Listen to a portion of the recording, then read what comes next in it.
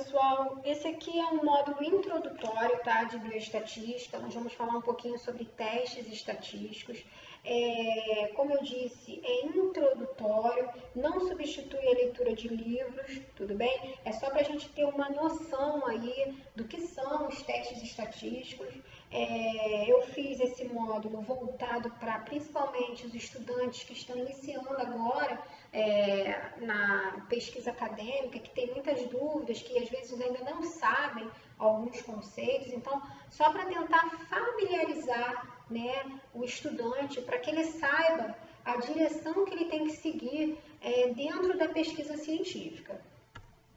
Então, nós temos aqui, ó, bioestatística, é o estudo aplicado da estatística nas áreas da biologia e da medicina, né? A estatística usada na pesquisa científica, ela faz parte do planejamento do projeto e envolve questões fundamentais como o tipo de teste a ser usado, o número de amostras necessárias para testar as nossas previsões. A gente vai ver previsão lá na frente, tá? Mas aqui eu já posso adiantar que previsão é aquilo que a gente quer observar, né? Nós vamos ver que as previsões são as variáveis teóricas derivadas da nossa hipótese, né?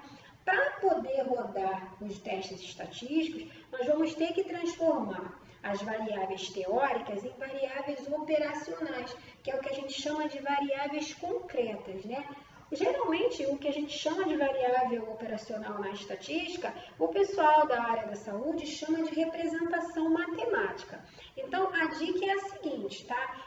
A gente tem que escolher o nosso teste estatístico antes de iniciar o projeto. Mas como eu vou escolher um teste estatístico se eu não sei o que é bioestatística e se eu não sei o que é um teste estatístico? Então, assim, a gente veio aqui, através desse módulo, tentar dar uma clareada no assunto, né? Lembrando que tem que ter uma busca de literatura, tem que estudar mesmo, porque é um assunto até um pouquinho complexo, mas assim, se a gente correr atrás, se a gente estudar, a gente consegue desenvolver o assunto direitinho, tudo bem? Então, olha só, teste estatístico, né? Teste estatístico, que também pode ser chamado de teste de hipótese ou teste de significância. Então, é um procedimento estatístico que permite tomar uma decisão entre duas ou mais hipóteses, utilizando os dados observados de um determinado experimento. Para verificar se os dados de uma amostra fornecem evidência suficiente para que se possa aceitar como verdadeira a hipótese de pesquisa, utilizamos os testes estatísticos, que devem ser aplicados a partir do devido conhecimento das variáveis envolvidas. Então, pessoal, só é possível aprender o teste estatístico quando a gente precisa utilizá-lo, tá bom? Mas para utilizar um teste estatístico, a gente tem que ter um mínimo de conhecimento da filosofia matemática que tem por trás dele. Então, olha só. Entendendo as nossas variáveis, né? A gente já falou de variável lá na frente, e aqui a gente vai entender o passo a passo de como chegar nessas variáveis e como compreendê-las. Então, olha só. Número 1, qual é a pergunta da pesquisa?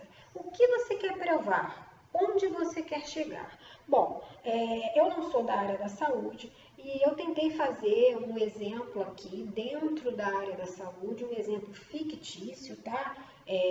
Eu formulei aqui para tentar facilitar, né, a compreensão de quem estiver vendo essa videoaula. Então, olha só, considere ter que usar uma linguagem numérica para descrever os seus dados.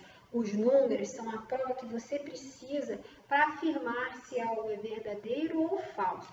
Então, aqui nós temos a nossa pergunta, ó. Exemplo. Todas as mulheres que apresentam menopausa precoce têm um alto nível de determinado hormônio no organismo? Será? O que eu quero observar? Bom, a minha hipótese. A minha hipótese, pessoal, nada mais é que a resposta que eu fiz. Então, eu tenho que criar uma pergunta sobre algo que eu tenha um relativo conhecimento, né? Para eu poder afirmar alguma coisa, ou para eu poder responder essa pergunta que eu fiz. Então, olha só. Hipótese. Crie uma hipótese com base no que você já sabe sobre a pergunta de pesquisa. Então, eu botei aqui um exemplo de hipótese. Todas as mulheres que apresentam alto nível de determinado hormônio na corrente sanguínea apresentam menopausa precoce. Observe que aqui não é mais uma pergunta, aqui é uma afirmação, aqui é a resposta da minha pergunta, né? Então, logo após a minha hipótese, eu tenho a minha justificativa. O que é a justificativa? A justificativa, pessoal, é a relevância do trabalho. Por que o meu trabalho é importante? Por que o meu trabalho deve ser publicado? Então, eu fiz um exemplo aqui, ó. Após a análise clínica, observou-se que todas as mulheres que apresentam um alto nível, um nível elevado de hormônio na corrente sanguínea, desenvolveram menopausa precoce. Então, eu tenho um fenômeno, eu sei que as mulheres que têm um alto nível de determinado hormônio no corpo, elas desenvolvem menopausa precoce, né? Então, eu quero descobrir, né, como isso ocorre. Continuando aqui na minha justificativa. Diante disso, acredita-se que há uma relação entre esses dois fenômenos. Contudo, como esse processo ocorre não é claro, e através desse estudo pretendemos preencher essa lacuna. Ou seja, eu sei que ocorre um fenômeno e a importância do meu trabalho está em dizer como ocorre esse fenômeno, o porquê ocorre esse fenômeno. Então, é a importância do meu trabalho. Isso é a justificativa. Como medir o fenômeno? Ora, eu sei que um fenômeno ocorre, né? Mas eu tenho que medir esse fenômeno. Então, a partir daqui, surge a necessidade de provar a nossa hipótese, de provar aquilo que a gente respondeu lá na nossa pergunta. E para isso, utilizamos o teste estatístico. É o teste estatístico que vai dizer se a nossa hipótese é verdadeira ou falsa. Mas para isso a gente precisa entender alguns conceitos aí, né, que são utilizados para a gente poder fazer o nosso teste estatístico. Então, um primeiro conceito que a gente viu lá atrás é a previsão, é o que eu quero observar de concreto, né? O que eu quero observar que esteja acontecendo. E a operacionalização é como eu crio a previsão, ou seja, eu tenho que observar alguma coisa, mas como eu vou observar essa coisa? Né? Operacionalização consiste em pensar em coisas concretas que se espera observar, caso a hipótese responda à pergunta feita lá no início. A partir desse momento, começamos a elaborar as variáveis presentes que queremos observar. Então, eu tenho aqui, ó, de maneira bem lúdica, se isso for verdade, eu espero observar aquilo. Então, eu botei aqui um exemplo, ó, se o nível de determinado hormônio for alto, todas as mulheres terão menopausa precoce. Então, essas expectativas chamam-se previsão e a linguagem algébrica, né, de cada expectativa chama-se operacionalização. Então, aqui, ó, escrevi a pergunta, elaborei a hipótese e a justificativa. Chegou a hora de ir lá para o laboratório, coletar os dados. É necessário representar através de os dados através de variáveis. Então, aqui a gente vai começar a falar um pouquinho sobre as variáveis que são a alma do teste estatístico. Eu não tenho como escolher o teste estatístico se eu não souber o que são variáveis, tá? Então, olha só, ó, variável teórica, tá? É a ideia. Variável operacional é a medida. Então, eu tenho um número de mulheres com nível hormonal alto, eu vou chamar de X, né? Vai ser uma medida, vai ser um número. O número de mulheres com menopausa precoce eu vou chamar de Y, vai ser uma medida, também vai ser um número, são as variáveis operacionais. Nesse momento, começamos a escrever a linguagem matemática, tá? Utilizada nos nossos testes estatísticos. Se você não operacionalizar direito a sua hipótese, ou seja, se você não souber distinguir as variáveis, vai ser impossível você saber qual teste estatístico você vai usar. Então, é necessário criar uma variável operacional para toda variável teórica. Então, para cada ideia, eu preciso ter um valor. Então, aqui, ó, hipótese teórica, variável teórica, hipótese estatística, variável operacional. Tipos de variáveis, né? Esse aqui é muito importante porque aqui a gente vai ver como se classifica as variáveis. Eu tenho as variáveis qualitativas, que são as não mensuráveis, né? Elas não têm uma medida. Então, elas podem ser nominais, não existe ordenação de categorias, tipo cor dos olhos, tipo de cabelo, cor de pele. Nós temos as ordinais, há uma ordenação de categorias. Então, por exemplo, o estágio de uma doença ela tem início, meio e fim, né? E nós temos também as variáveis quantitativas, que são as mensuráveis, né? Elas são representadas por números. Elas podem ser discretas, quando são resultado de uma contagem, e assumem apenas valores inteiros, tá? Exemplo, idade, número de filhos, tamanho populacional, e elas podem ser contínuas, né? Que são as medidas com instrumentos ou índices. Elas assumem valores fracionários, altura, massa corporal, dosagem de medicamento e assim vai. Então, o que eu tenho que saber? Ó, tipo de variável, ela pode ser qualitativa ou quantitativa. Se ela for qualitativa, ela pode ser nominal ou ordinal. Se ela for quantitativa, ela pode ser discreta ou contínua. Guardem isso aí na cabecinha de vocês. Bom, no nosso caso fictício, nós temos o número de variáveis e a classificação das variáveis. Então, aqui, ó, variável 1, né? Eu vou chamar de X, número de mulheres com alto nível hormonal. Ela é quantitativa, porque ela é um número, e ela é discreta, porque esse número é um número inteiro. Variável 2, número de mulheres com menopausa precoce. Eu vou chamar de Y. Ela é quantitativa, porque ela é um número, e ela é discreta, porque é um número inteiro. Então, aqui nesse item 6, a gente vai ver agora a relação entre as variáveis, né? As variáveis, gente, elas podem ter causalidade. O que eu quero dizer com isso? Elas podem ter uma ser consequência da outra, ou não. Elas podem também não ter causalidade. Uma pode não ser consequência da outra. No nosso caso, há causalidade. Então, olha que eu coloquei aqui, ó. Causa, número de mulheres com elevação hormonal. Chamei de variável independente, X.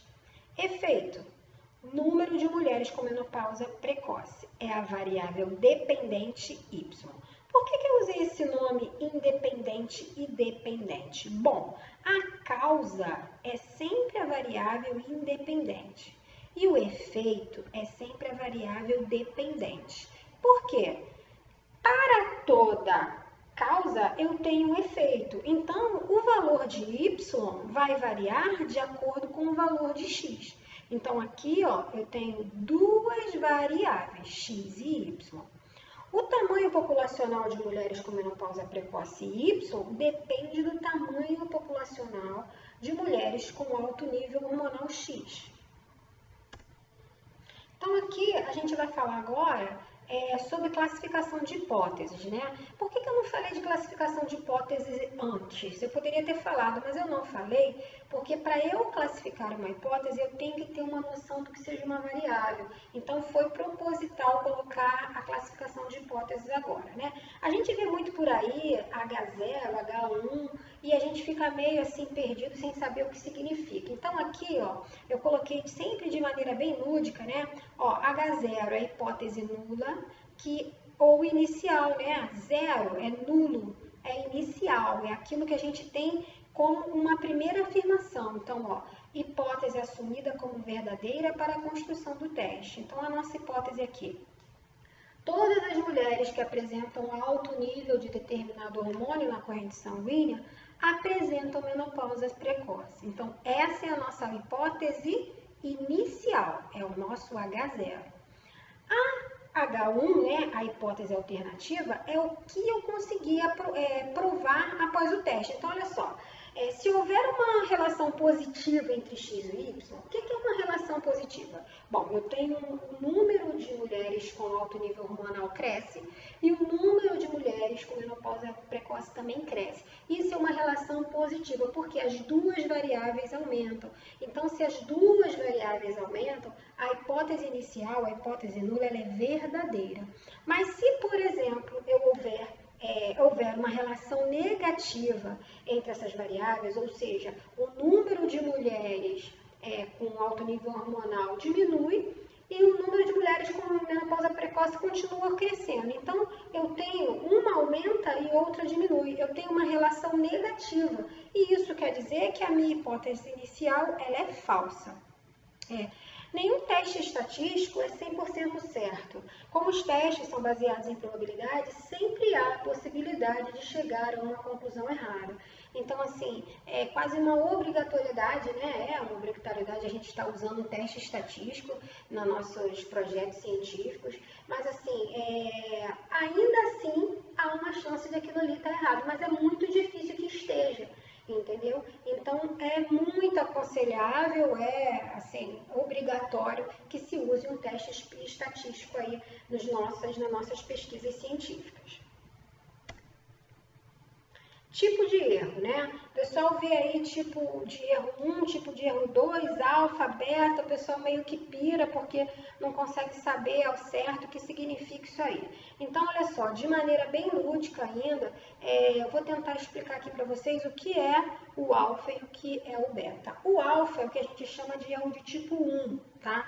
A hipótese inicial ela é verdadeira e você a rejeita, tá? Um alfa de 0,05, é o usual, indica que você aceita uma chance de 5% de estar certo ao rejeitar a hipótese inicial verdadeira, né? Então, o que é o erro do tipo 1? É o risco de rejeitar algo verdadeiro. E o que é o erro tipo 2, o beta?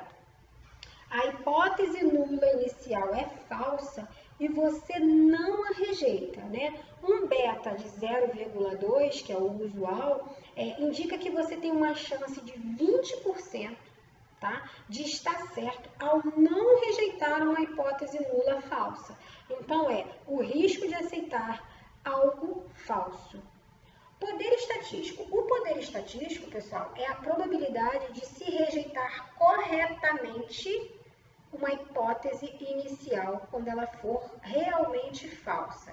Então, para tal, utiliza-se o cálculo 1 menos beta, ou seja, 1 menos 0,2, que vai dar 0,80%. Então, o poder estatístico lá da minha pesquisa científica, ela vai ser significante quando ela estiver acima desses 80%, né? Então, se eu tenho um valor acima de 80%, a minha pesquisa ela tem um valor estatístico, ela tem um poder estatístico considerável.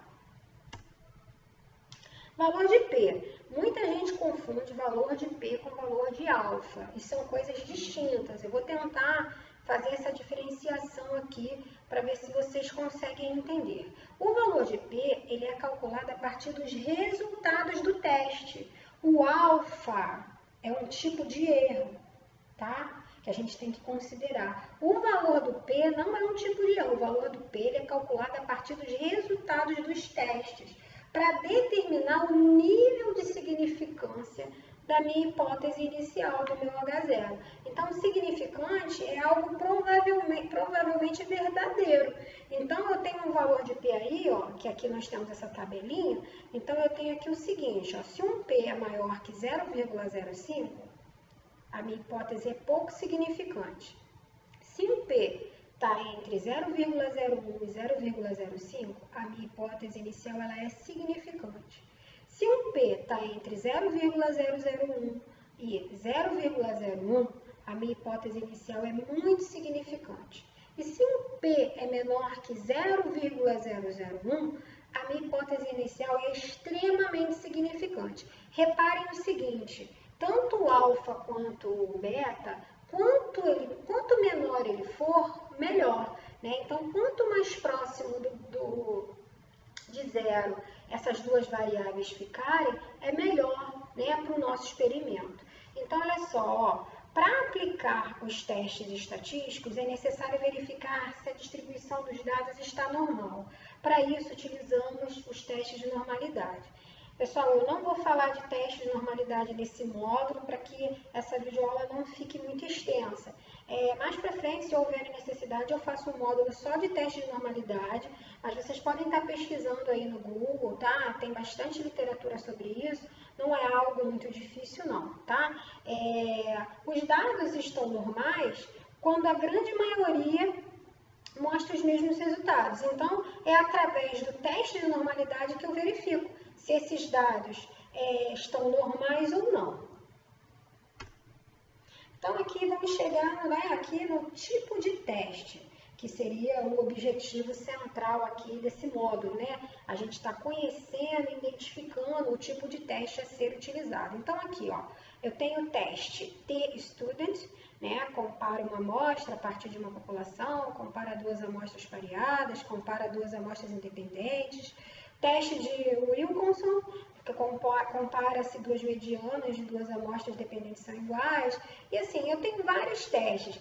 Eu queria que vocês procurassem aí, dessem uma pesquisada sobre a palavra mediana, a palavra média, a palavra proporção, a palavra moda. São conceitos estatísticos que vocês precisam conhecer para poder aplicar os testes estatísticos. Por quê? A gente precisa saber esses conceitos, tá? Para a gente poder aplicar o teste, né? Para a gente poder aplicar os dados nos nossos testes. Então, eu tenho que ter noção do que é uma mediana, eu tenho que ter noção do que é uma proporção. E isso a gente vê lá em estatística, tá? Não é nada muito difícil, só dar uma procurada, uma pesquisada aí pela internet, vocês vão achar isso aí com facilidade. Vocês têm que ter noção desses conceitos, beleza? Aqui estão outros testes, ó. E aqui nesse slide, eu falei aí um pouquinho mais explicado sobre os testes mais usados, tá? Comecei aqui pelo ANOVA, que é a análise de variância, né? É um teste bem utilizado aí no meio acadêmico, porque a ANOVA, ela compara a média, aqui ó, apareceu a palavrinha média de novo, ela compara a média das amostras dentro das populações e entre as populações. A diferença básica da ANOVA dos demais testes é que a ANOVA admite duas ou mais amostras, entendeu? Sendo as variáveis independentes qualitativas, ou seja, as variáveis independentes serão números, as variáveis independentes qualitativas, elas não serão números, tá? E as variáveis dependentes quantitativas, elas serão números. Então, voltando lá, a ANOVA compara médias de amostra dentro de populações ou entre a população. Ela admite duas ou mais amostras, sendo que as variáveis independentes são qualitativas, não são numéricas, e as variáveis dependentes são quantitativas, elas são numéricas. Então, baseado nessas duas afirmações aqui, ó, que eu fiz sobre variáveis, vocês vão ver que lá na frente vai ser bem fácil da gente identificar quando usar uma ANOVA, tá bom? A correlação e regressão são duas definições bem parecidas, tá? Então, vamos ver aqui correlação, ó. Compara as variáveis e descreve como elas se relacionam. Todas as amostras são quantitativas, então tanto as dependentes quanto as independentes vão ser quantitativas, vão ser números, tá? E não há causa e efeito entre elas, ou seja, não há causalidade. Então, ó, lembrem disso, correlação, todas as variáveis quantitativas, e não há causalidade, tá? O fato de dois fenômenos estarem relacionados não quer dizer que um seja a causa do outro. Eu fiz um exemplozinho aqui, ó. O número de mulheres magras é tão grande quanto o número de mulheres com menopausa precoce. Mas isso não significa que se as mulheres engordarem, o número de mulheres com menopausa precoce diminua. O que eu quis dizer? Num grupo, eu observo o quê? As mulheres que eu estou analisando, a maioria delas é magra e a maioria tem menopausa precoce. Ora, são duas observações, correto? Só que, se por acaso essas mulheres engordarem, não quer dizer que necessariamente o número de mulheres com menopausa precoce vai diminuir. Vocês conseguiram perceber? Eu faço duas observações, ou eu vejo dois fenômenos ali, mas um não está relacionado com o outro. O fato das mulheres engordarem não vai fazer com que elas deixem de ter menopausa precoce. Vocês observaram qual é essa diferença? Então, a correlação, ela não tem uma causalidade, tudo bem? E a regressão tem essa causalidade. Então, olha só, compara as variáveis, descrevem como elas se relacionam. Todas as amostras são quantitativas e há causa e efeito entre elas. Há uma causalidade, ou seja, uma variável é consequência da outra, né? Então, olha só, eu tenho aqui que as variáveis são quantitativas, ó, regressão, variável quantitativa, e há uma causalidade, ou seja, uma variável é consequência da outra. O nosso exemplo aqui é o seguinte, ó, se o número de mulheres com alto nível hormonal aumentar, o número de mulheres com menopausa precoce também aumentará, porque há uma relação entre elas. O que faz as mulheres terem menopausa precoce é justamente o nível hormonal. Então, se eu aumento o número de mulheres que têm um alto nível de hormônio no corpo, eu também vou aumentar o número de mulheres que vão ter menopausa precoce. Então, aqui, para o nosso experimento fictício, eu tenho, se considerarmos que os dados tenham distribuição normal, que a gente já viu que tem que ter um teste de normalidade, mais para frente a gente fala sobre isso, ou vocês podem estar pesquisando aí. E ele também tem causalidade. Então, voltando, nosso experimento fictício, se considerarmos que os dados tenham distribuição normal e causalidade, nós teremos, variáveis. Então, a minha variável X, número de mulheres com alto nível hormonal. Eu vou chamar essa variável de variável independente, tá?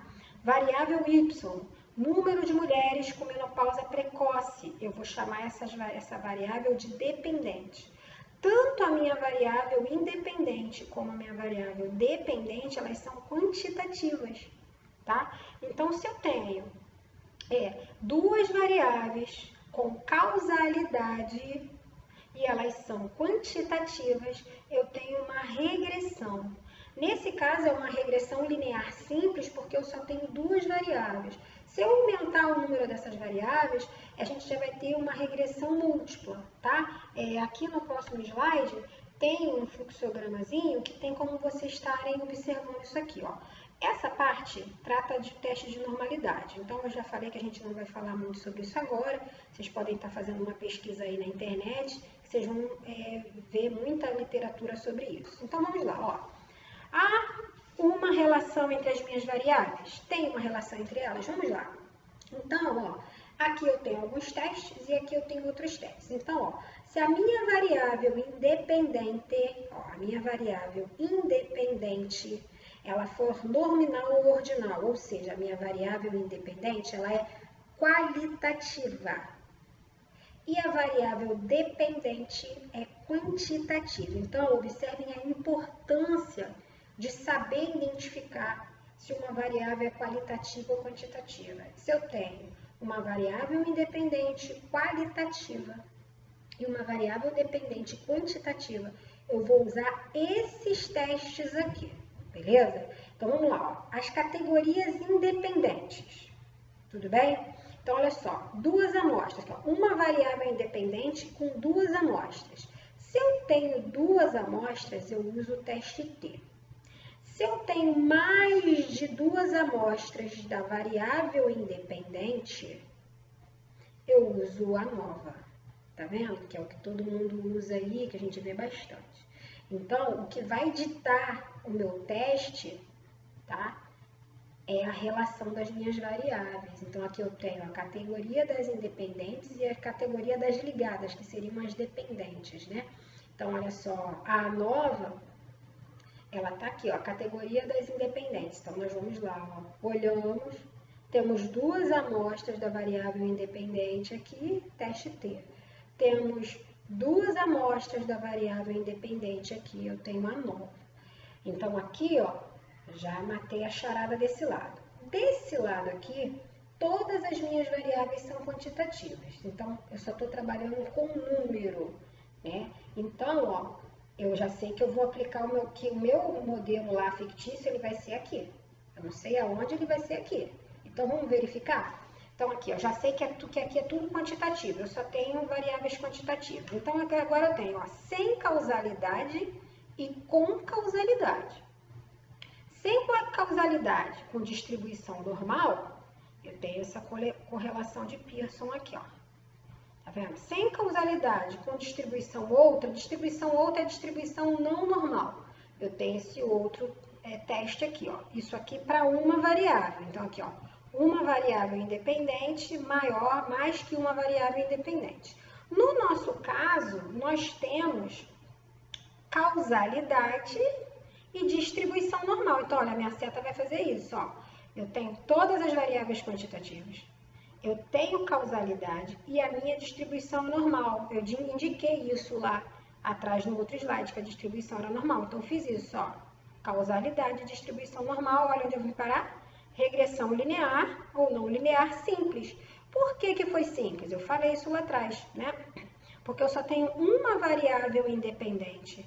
Agora, vamos dizer que eu tivesse mais de uma variável independente. Eu deixava de ter uma regressão linear simples e passava a ter uma regressão linear múltipla. Então, o que eu quero que vocês guardem aí na cabecinha de vocês? Essa questão de definição e classificação de variáveis, porque é isso que vai ditar em qual teste estatístico a sua pesquisa vai estar inserida. Né? Qual o melhor teste estatístico você vai usar na sua pesquisa, ou quais os melhores testes você vai usar na sua pesquisa. Nesse próximo slide aqui, a letra ficou bem miudinha, mas vocês também encontram eles aí na internet, esse modelinho na internet. É a mesma coisa que o outro, só que numa tabela. Então, aqui eu tenho, ó, número de variáveis dependentes, número de variáveis independentes, tipo de variável, se ela é quantitativa ou qualitativa, tipo de variável independente, né? Medidas, né? Então, olha só, ó, média, mediana e proporção. É o que eu falei com vocês, vocês têm que ter noção do que significa a média, do que significa a mediana e o que significa a proporção. E aqui nós temos os testes propriamente ditos. Então, olha só seguir aqui, ó, aonde se enquadra as suas variáveis, aonde elas se enquadram, e ver qual é o teste correspondente. Pessoal, o objetivo dessa videoaula, desse módulo, como eu já disse lá no início, né, é uma introdução à bioestatística. É necessário estudar mais, é necessária a leitura de livros, a leitura de artigos sobre o assunto.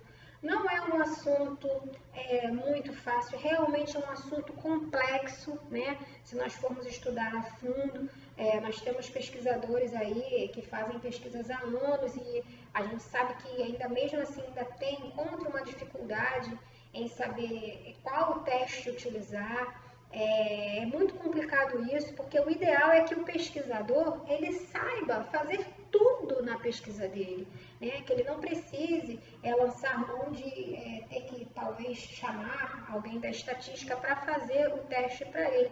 O ideal é que o pesquisador saiba fazer tudo, né? Então, através desse módulo aqui, eu espero que vocês tenham tido agora uma pequena noção, tá, da bioestatística, dos testes estatísticos e que a partir deste módulo vocês saibam o caminho que vocês têm que seguir, o que vocês têm que estudar para poder saber qual o melhor teste estatístico para o projeto de vocês, tá? Eu desejo que todo mundo tenha compreendido